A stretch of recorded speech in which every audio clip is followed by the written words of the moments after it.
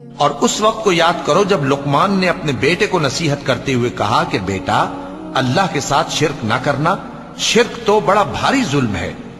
और हमने इंसान को, जिसे उसकी मां तकलीफ पर तकलीफ सहकर पेट में उठाए रखती है, फिर उसको दूध पिलाती है और आखिरकार 2 बरस में उसका दूध छुड़ाना होता है, मैंने ताकीद की है कि मेरा भी शुक्र करता रहे और अपने माँ बाप का भी, कि तुमको मेरी ही तरफ लौट कर आना है।